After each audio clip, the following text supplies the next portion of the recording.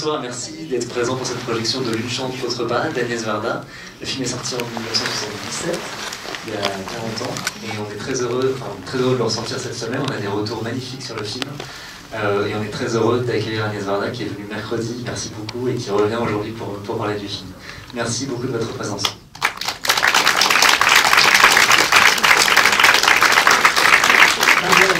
Mercredi dernier, quand on est venu présenter la première projection, on était une dizaine du film. Il y avait les deux acteurs, le groupe Orchidée, Soffen, le compositeur, la décoratrice, des gens à l'image. Il y avait, je sais pas, on était incroyablement impressionnés d'être pas morts 40 ans. Non, mais parce que c'est long 40 ans quand même. Il y en avait qu'on ne s'était pas revus depuis ce temps-là même, certains. Donc, là c'est pas le premier soir, mais on m'a demandé de présenter le film. Alors, est-ce que le film peut se présenter tout seul? Oui, non. Alors, d'abord, il y a une chose étrange que vous allez voir. Vous allez voir d'abord un court-métrage qui s'appelle Plaisir d'amour en Iran. Or, le film dure 2 heures. Mais quand il est sorti à l'époque, chez Gaumont, ils ont dit on ne peut pas dépasser 2 heures. Or, quand l'héroïne qui s'appelle Pomme, jouée par Valérie Mérès, s'en va en Iran, parce qu'elle est amoureuse d'un Iranien, elle va vivre là-bas, j'avais imaginé un moment un peu lyrique, un peu érotique, dans le film. Or, c'était trop long. Donc, vous verrez dans le film, on vous dira, voyez le court-métrage que vous avez déjà vu. Donc, vous allez commencer par voir une petite 6 minutes de Pomme et Ali en Iran. Et puis vous allez commencer un film qui commence plus tôt, et vous passerez par l'Iran et vous vous souviendrez du court-métrage. Bon, c'est une anomalie de cette histoire-là, mais c'est comme ça. Et puis c'est amusant de le montrer quand même, parce que dans ce film qui est très militant, très féministe, cette petite parenthèse iranienne, elle est rêveuse. D'ailleurs, le sous-titre, c'est « Comment parler d'architecture au creux d'oreiller ». Bon, en tout cas, pour ce qui est du film, j'avais essayé plusieurs films et plusieurs titres à ce sujet, c'est-à-dire la lutte des femmes pour leurs droits, je dirais. Et j'avais eu beaucoup de refus, donc finalement, en 1976, j'ai fait une chronique qui reprenait les 15 dernières années et ces combats essentiels qui étaient tous axés autour d'une formule « Nous voulons des enfants désirés ». Et ça avait l'air de rien cette phrase, mais c'était très important parce que il y en a qui le savent ou qui s'en souviennent ou qui ont entendu parler. Les femmes qui ne voulaient pas d'enfants et qui avortaient dans des conditions désastreuses se ruinaient la santé, c'était des fois grave et c'était difficile. Quelques-unes pouvaient partir si elles pouvaient se payer d'aller en Suisse ou en Angleterre, mais évidemment c'était pénalisé. On avait des procès de petites filles, de petites jeunes filles, parce qu'on était mineurs jusqu'à 21 ans, qui allaient en prison. Quelquefois, il y en avait une qui avait été en prison parce que sa mère avait aidé, la mère aussi était allée en prison. Et donc, il y avait des procès tout le temps. On avait évidemment assisté à ça, fait des marches. Il y avait un travail formidable du planning familial, du MLF, Mouvement de Libération des Femmes, et de quantité de groupes, et de quantité de femmes, et de docteurs militants.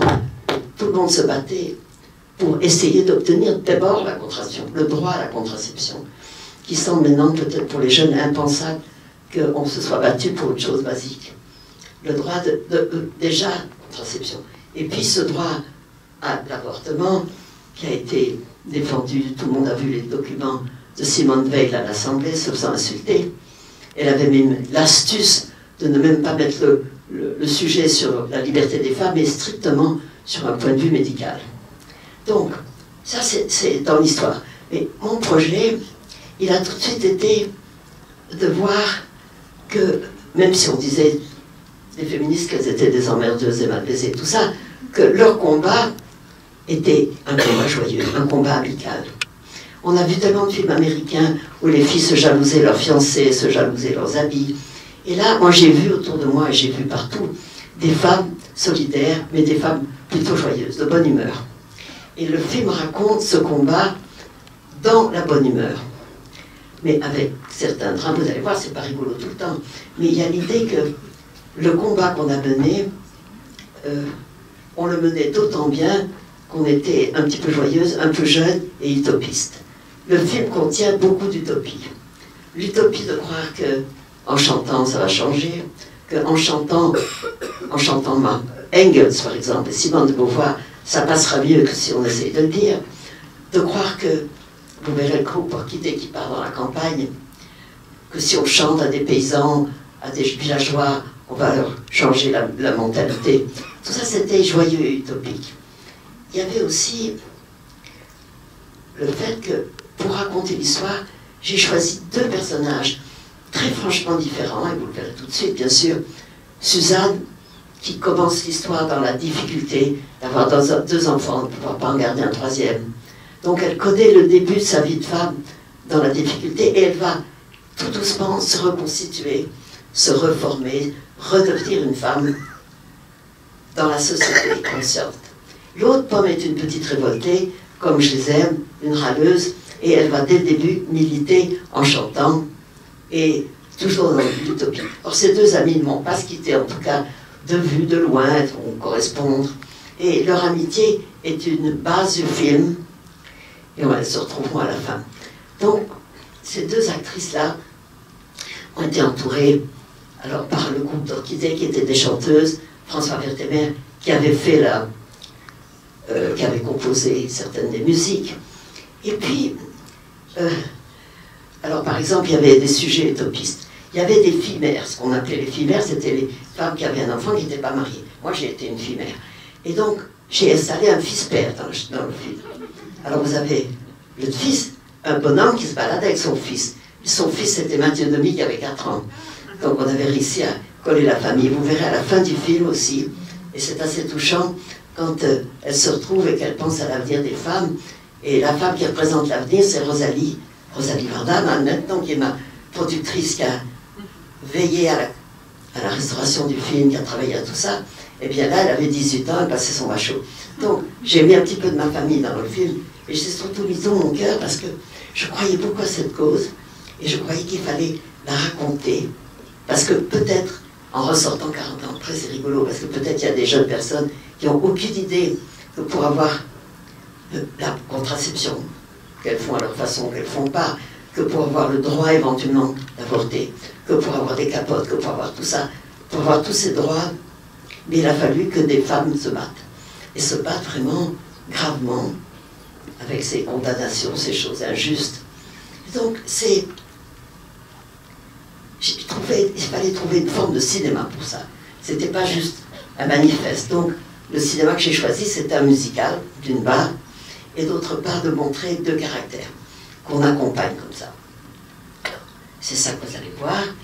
Vous allez peut-être le redécouvrir pour ceux qui l'ont déjà vu.